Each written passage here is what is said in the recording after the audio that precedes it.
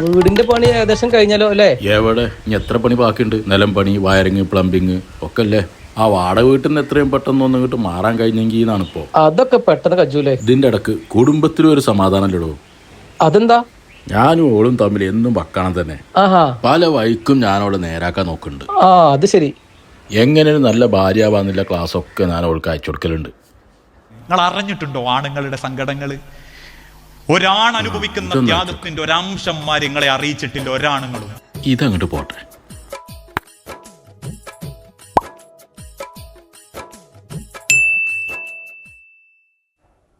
നന്നാക്കാൻ തുടങ്ങി. ഒരാണ് വേർപ്പ് പറ്റിച്ച് കൊണ്ടുവരുന്നത് അമ്മാരെ നിങ്ങളെ ഭാഗ്യം. അതൊക്കെ കേട്ടിട്ട് അവള് പെട്ടെന്ന് റിപ്ലൈ തരും കേട്ടോ. എന്ത്? ആരാ നല്ല ഭർത്താവ്? ഭാര്യയെ ചീത്ത പറയാത്ത, കോപിക്കാത്തൊരു ഭർത്താവ്. ദേഷ്യം വരും. അതെ, ആ മെസ്സേജ് കാണുമ്പോഴേ ദേഷ്യം വരും. ഒരു വീട്ടിലിരുന്നിട്ടാണ് ഇപ്പൊ ഈ മെസ്സേജ് അയച്ചു കളിച്ചതേ. എന്താ കഥ? അങ്ങനെ ഞങ്ങൾ അങ്ങോട്ടും ഇങ്ങോട്ടും കുറെ നന്നാക്കാൻ നോക്കുന്നുണ്ട്.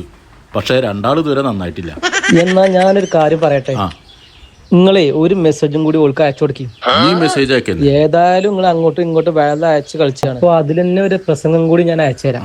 ഇത് നിങ്ങളെ ഓളെ കേൾപ്പിച്ചു നോക്കി, ഒക്കെ ശരിയാവും. എന്നാ അത് ഇങ്ങോട്ട് അയക്കേ. ഓള അപ്പുറത്തുണ്ട്. ഇത് പുതിയ വയലാണ്. ഇതൊന്ന് കേട്ടോക്കാ. അതിലൊന്ന് അൽമർഅത്തു സ്വാലിഹ, റബ്ബിനെ ഭയപ്പെട്ട് പരലോകം മനസ്സിൽ കണ്ട് ജീവിക്കുന്ന ഒരു പെണ്ണ്, ഭാര്യ, തുണ. അതാണാവട്ടെ പെണ്ണാവട്ടെ നിങ്ങൾക്ക് അല്ല, അത് മാത്രല്ല അജ് കേട്ടോക്ക്.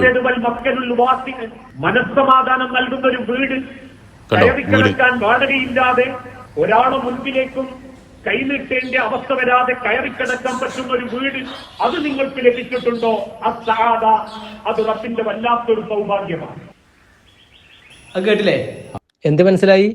ഒരു കുടുംബത്തിന്റെ അടിത്തറ എന്ന് പറയുന്നത് നല്ലൊരു വീടാണ്. വീട്ടിൽ സന്തോഷമാണെങ്കിൽ തറ നന്നാവണം. തറ നന്നാവണോ? നല്ല ടൈൽസ് ഇടണം. അപ്പോ നമ്മുടെ തറ നന്നാവണമെങ്കിൽ നിങ്ങൾ വേറെ എടുക്കും പോണ്ട. ടൈൽസ് എടുക്കാൻ ഇപ്പൊ ബെറ്റർ സിൽവാന. പുതിയ ഷോറൂം പെരിന്തൽമണ്ണ തുടങ്ങിക്കണു. ബൈപ്പാസിലേ വിശാലമായ വലിയ ഷോറൂം അല്ലേ?